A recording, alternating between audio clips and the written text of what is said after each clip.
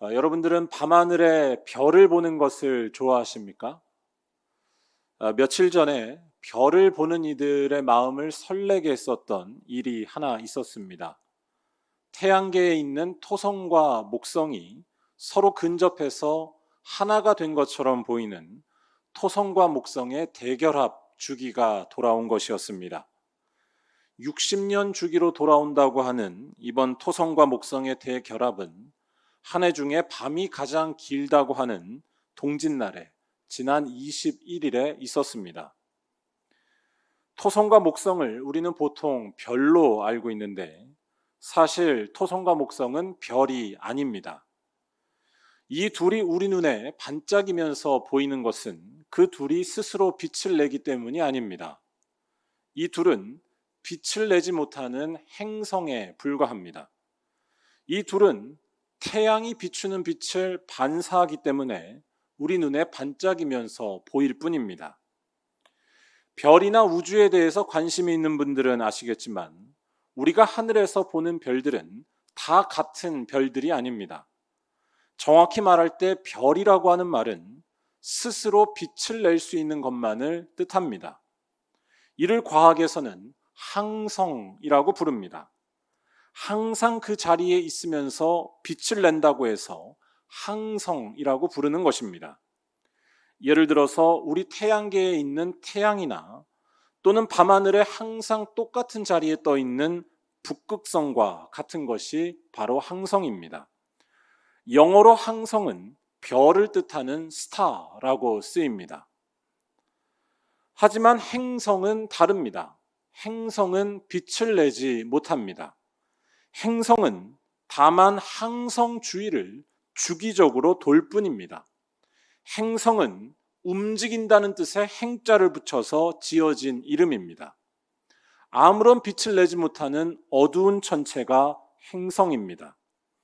예를 들어서 우리가 지금 살고 있는 이 지구가 행성이고 또한 태양 주위를 도는 천체들이 다 행성입니다. 행성은 영어로 스타라고 하지 않습니다. 행성은 플래닛이라고 부릅니다. 별에 대한 말씀을 드리는 이유는 우리의 삶과 또한 이 땅에 오신 예수님에 대해서 생각해 보기 위함입니다. 비유컨대 우리의 삶은 항성과 행성 중에서 행성에 비유될 수 있습니다. 우리는 스스로 빛을 내지 못하기 때문입니다. 우리의 삶은 아무리 고상해 보여도 스스로 빛을 낼 수 있는 능력이 없습니다. 이 말이 조금 추상적으로 느껴지신다면 빛의 반대말인 어둠을 생각해 보시기 바랍니다. 우리의 삶은 근본적으로 어둠이라고 말할 수 있습니다. 아무리 배불리 먹고 또한 이 세상에서 부족함 없이 지낸다 할지라도 인간의 삶은 근본적으로 나아지고 있다고 말하기가 어렵기 때문입니다. 우리가 사는 세상을 잘 보시기 바랍니다. 세상은 점점 발전하고 있다고 말하고 있지만 우리 인간의 폭력성과 인간의 잔인함은 없어지는 것 같지 않아 보입니다. 인간의 탐욕은 끊임없이 계속되고 있으며 우리 인간의 삶은 과학 문명의 발전과는 상관없이 늘 병들어 있고 늘 공허합니다. 인간에 대한 이러한 사실은 단순히 사회가 도덕적으로 발전한다고 해서 좋아진다고 해서 달라지는 것도 아닙니다. 우리 기독교는 사회가 아무리 발전해도 인간의 삶에 대해서 근본적으로 어둠을 벗어날 수 없다고 이야기합니다. 그렇게 말하는 결정적인 이유는 다른 데에 있지 않습니다. 이는 우리 인간들 모두의 풀리지 않는 문제에 있습니다. 모든 것은 다 죽고 말아서 먼지로 돌아간다는 사실입니다. 어둠이라고 하는 말은 우리의 삶의 매우 현실적인 이야기입니다. 우리가 죽게 되면 더 이상 아무것도 보이지 않는 어둠만이 찾아올 것이기 때문입니다. 죽는다는 사실 앞에 모든 것들은 다 빛을 잃어버리고 말 수밖에 없습니다. 이 사실을 외면한 채 가짜 빛에 취해 있는 것은 매우 어리석은 일입니다. 성경은 이러한 인간의 삶의 어둠이 하나님과 분리되었기 때문이라고 전하는 책입니다. 로마서 말씀은 이러한 사실을 잘 전해주는 책 중에 하나입니다. 로마서 1장 21절은 사람의 마음이 어두워졌다라는 표현을 씁니다. 그 이유는 분명합니다. 하나님과의 관계가 깨어졌기 때문입니다. 인간은 하나님과의 분리로 절대로 스스로 빛을 낼 수 없는 행성과 같은 존재가 되어버렸습니다. 그런데 성경은 동시에 이와 같은 우리들에게 참으로 기쁜 소식이 찾아왔다고 전합니다. 빛을 낼 수 없는 우리들이 빛을 낼 수 있게 되는 놀라운 일이 일어났다는 것입니다. 이는 우리들 스스로가 변화해서가 아닙니다. 이는 전적으로 외부의 개입에 의한 사건입니다. 바로 스스로 빛을 내시는 유일한 분, 하나님께서 이 땅에 들어오셔서 우리와 함께 하시기 때문입니다. 참 빛이신 예수 그리스도께서 이 땅에 탄생하신 일입니다. 하나님은 별로 비유하면 항성과도 같은 존재입니다. 그분만이 스스로 빛을 낼 수 있는 존재이시기 때문입니다. 우리들은 이 하나님과 완전히 분리되어서 더 이상 빛을 낼 수도 또한 그 빛을 반사할 수도 없게 된 것입니다. 인간의 삶의 모든 문제는 근본적으로 빛과 생명이 되시는 이 하나님과 분리된 것에 있다는 말씀입니다. 그런데 이러한 안타까운 삶이 새롭게 되는 놀랍고 복된 일이 일어났다는 것입니다. 바로 하나님과 같으신 하나님의 아들 예수께서 이 땅에 태어나신 것입니다.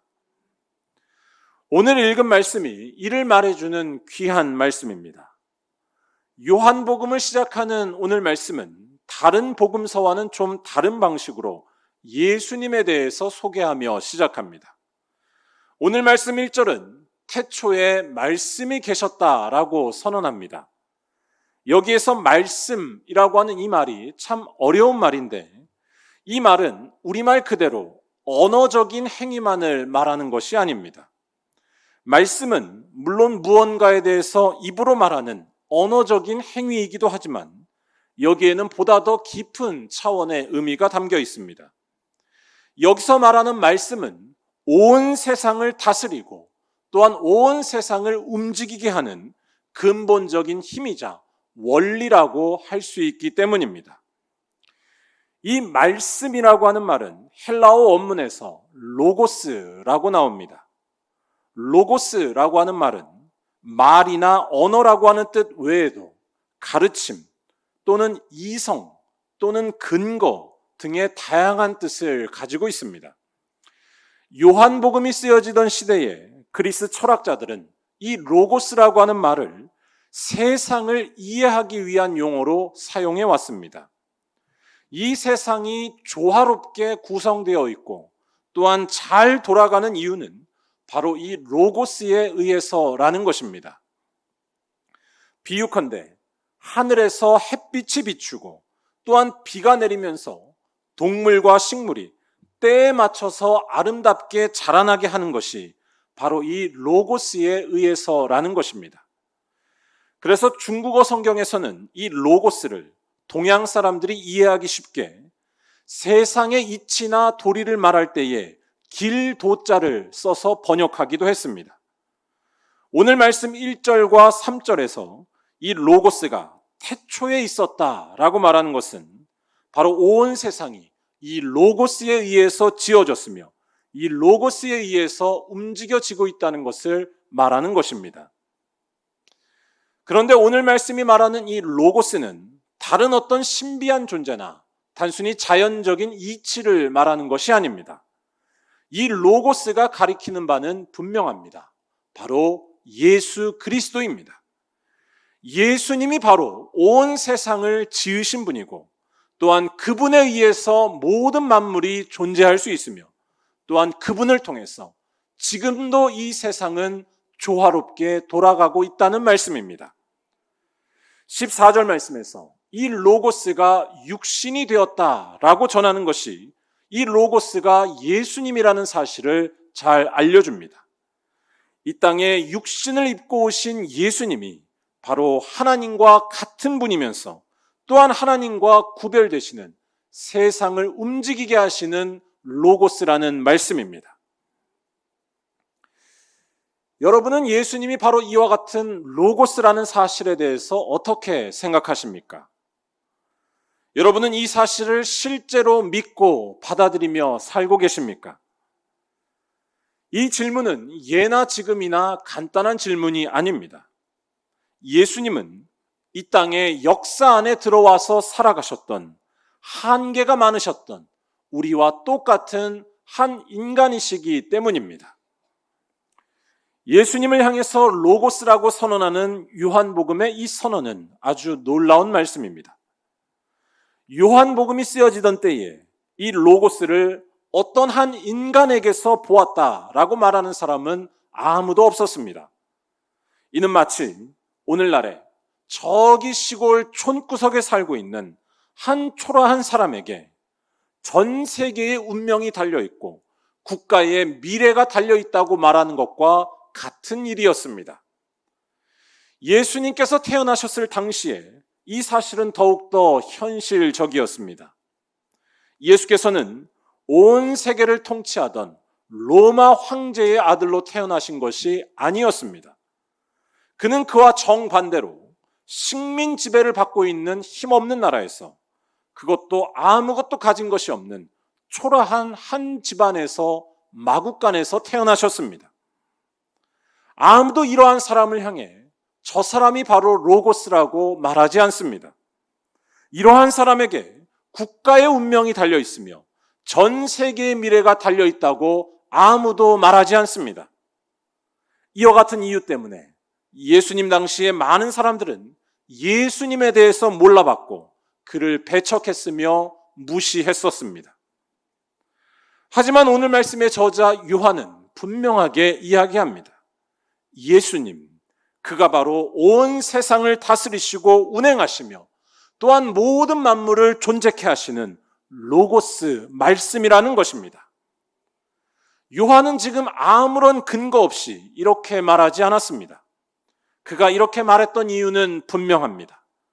바로 예수님에게서 온 세상을 비추는 빛, 참 빛이, 하나님의 빛이 드러났기 때문이라는 것입니다. 오늘 말씀 8절을 다시 한번 잘 보시기 바랍니다.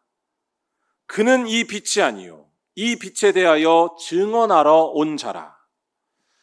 이 말씀은 예수님에 대해서 증언한 세례 요한에 대한 말씀입니다.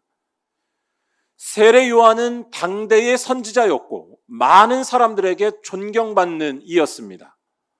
오늘날로 말하자면 아주 훌륭한 종교 지도자이거나 또는 존경받는 시대의 어른 같은 사람이었습니다.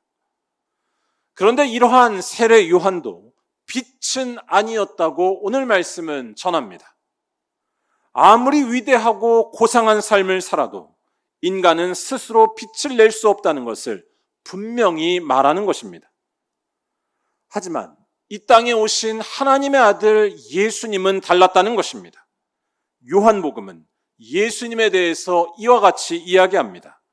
우리 다 함께 4절 말씀을 한번 읽어보도록 하겠습니다. 그 안에 생명이 있었으니 이 생명은 사람들의 빛이라. 아멘. 예수님 안에 생명이 있기 때문에 예수님이 바로 빛이라고 이야기하고 있습니다. 이 말씀은 예수님에게 어둠에 굴복하지 않는 놀라운 능력이 있었다는 뜻입니다. 누구든지 언젠가 사라질 수밖에 없다고 하는 사실 때문에 깊은 어둠을 갖고 살아갈 수밖에 없습니다.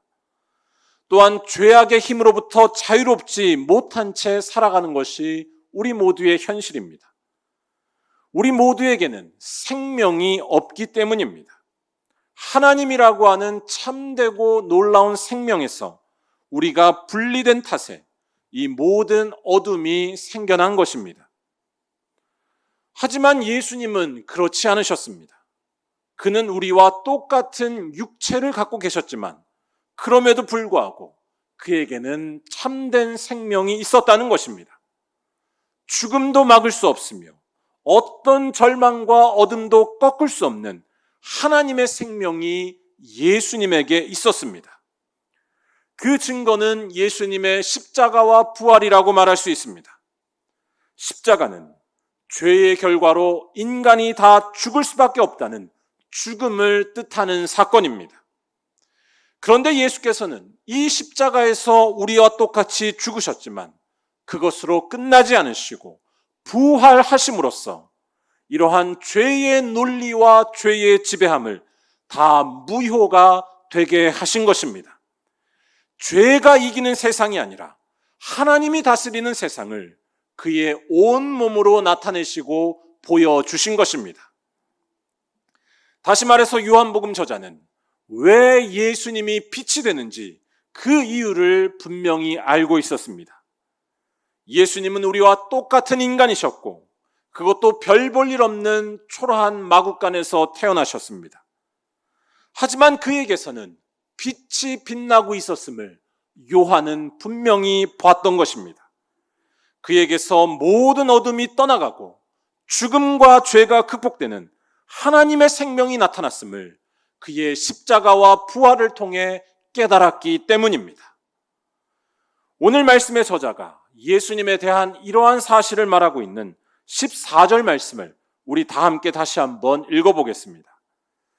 말씀이 육신이 되어 우리 가운데 거하심에 우리가 그의 영광을 보니 아버지의 독생자의 영광이요 은혜와 진리가 충만하더라.